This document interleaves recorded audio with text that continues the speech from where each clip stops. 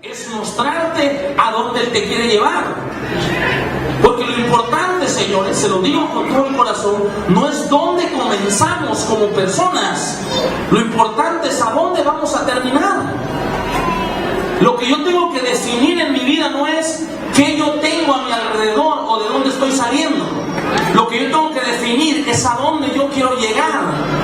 La bendición de Dios vendrá y muchas veces viene por el medio que menos te lo imaginas.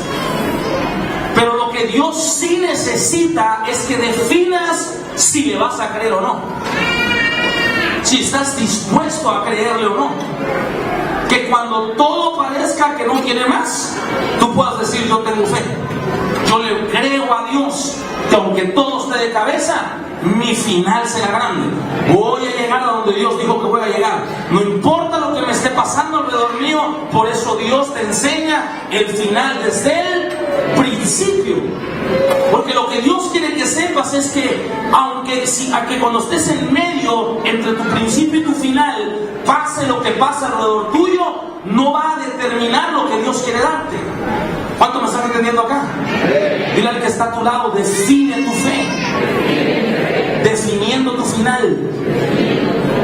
¿A dónde queremos llegar? El gran problema hoy de la juventud es ese: que viven la vida para obtener cualquier cosa. Y no se puede vivir así.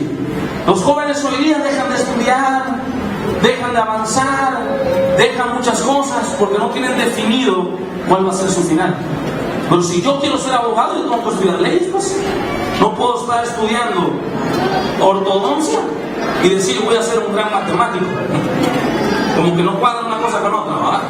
Ya conmigo, mi final define mi fe.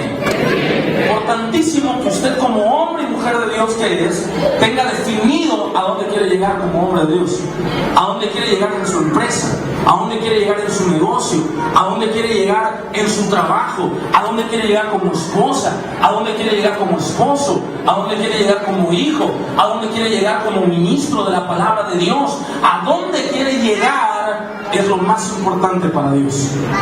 Amén.